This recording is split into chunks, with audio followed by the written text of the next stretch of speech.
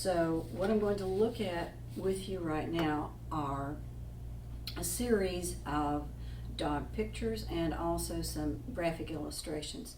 The illustrations come from Cattle Dog Publishing from a group called Low Stress Handling. They are carrying on the work of Dr. Sophia Yin.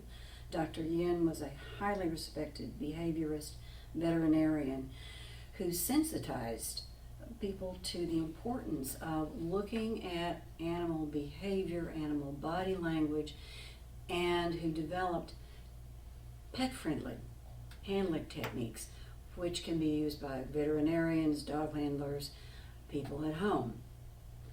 The idea here is that any dog can bite. Good dogs can bite if they're stressed enough. So we're going to look at some of the ways dogs communicate to us so that we can all be safer. The dog in this picture, Amber, is wagging her tail like crazy. Does that mean she is in a friendly mood? Not necessarily. A wagging tail is a sign of excitement, and if you look closely at this tail, you will see that the hair is raised all the way up her spine and all the way up her hackles. Technical term for that is piloerection. It's not a behavior. It's a physiological response to some sort of stimulation. It doesn't mean that she's being aggressive. It's just a response to something. In this case, it's a response to a squirrel coming over the fence, which really has her attention focused. You can see the ears up, the muzzle pointed, the tail way up and vibrating. This isn't a good time to approach the dog. The dog is really stimulated even with a wagging tail. This doesn't mean that Amber is an unapproachable dog. Here is Amber without the squirrel. You see the ears in a very relaxed position. Eyes are very friendly. Mouth is wide open, easy pant. She's good. Beethoven here with the mammoth tail is in very receptive position. He's standing up all right, but his body is relaxed, head is relaxed, ears are relaxed, tail is in about mid position.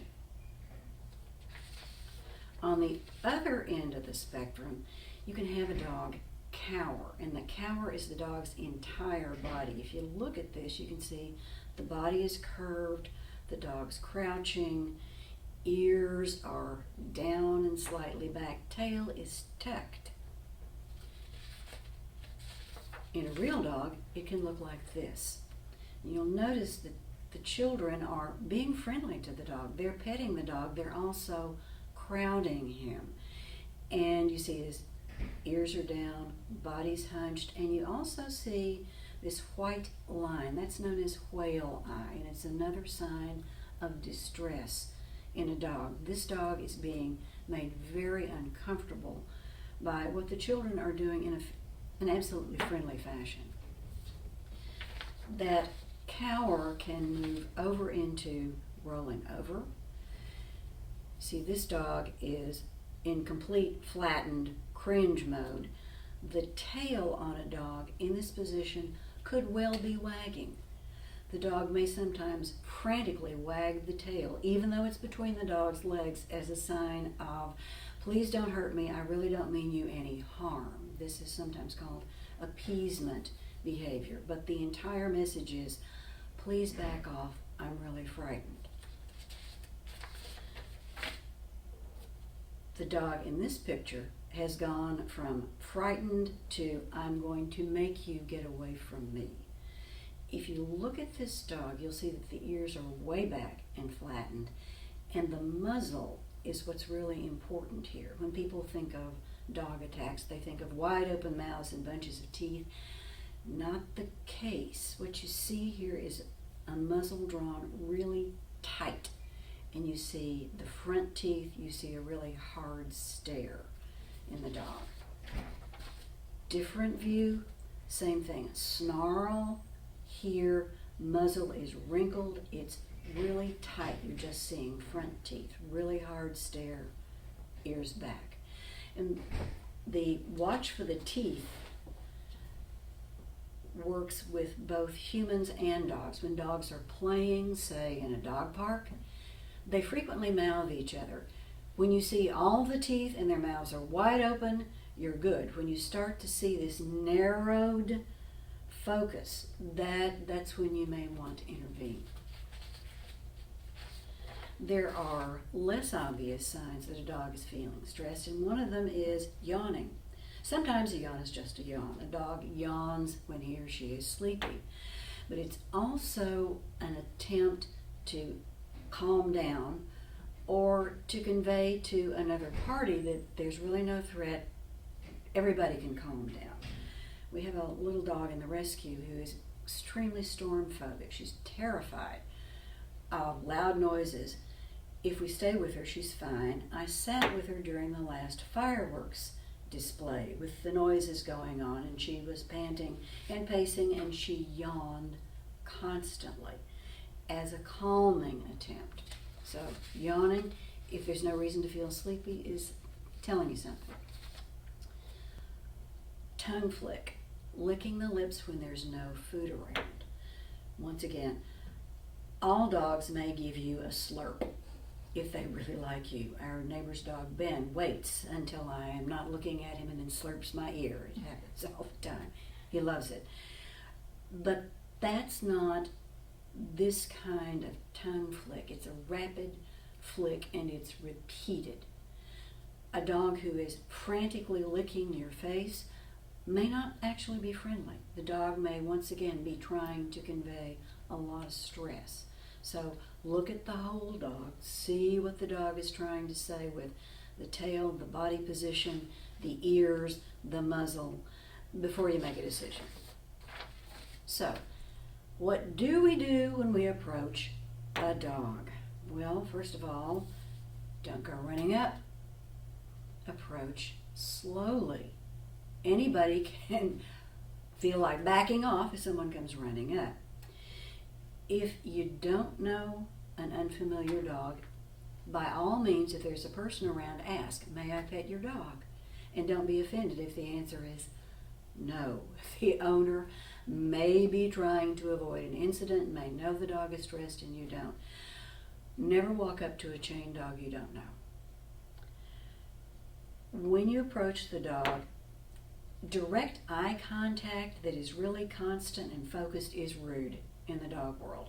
So sidle up to the dog, move sideways, make sure that the dog knows that you're not going for a confrontation. Leaning over the dog. Dogs like their space. And as you may recall, the child with the children around the dog were really crowding him. The dog didn't mean any harm and the children didn't either, but he was made really uncomfortable and felt boxed in. So physically leaning over and crowding the dog is not a good idea. You stay outside the dog's space, let the dog come out of it to you, and you're better off.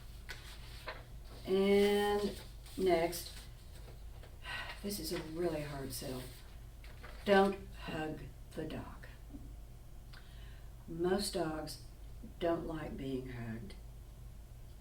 They give out all sorts of distress signals when they're hugged. But then, all over the internet, we have photographs like this one. Social media is plastered with images like this. And Aunt Mildred is posting love stickers. And the dog handlers are breaking their thumbs writing negative comments. Let's take a look at why. The child is adorable. She really wants to show affection to the dog. Children are taught to hug. This dog is showing 3 major signs of distress. First of all, head turned away from the child, not wanting to make any kind of eye contact one way or the other. See the whale eye here, whites of the eyes are showing, ears are down. This dog is miserable. If this keeps up and the pressure doesn't get off, you can have an incident with the dog. The dog could avoid the child, which is not what we're trying to do when we get dogs and children. The dog could snap at the child. The dog eventually could bite the child. At the very best, you have a disappointed child. You may have a frightened child. You may have an injured child. And the dog probably now goes to the shelter, but this time he's got a notation that he bites on his record. This is not a bad dog. This is a good dog who was stressed to the point that he couldn't take it anymore. Dogs are our best friends.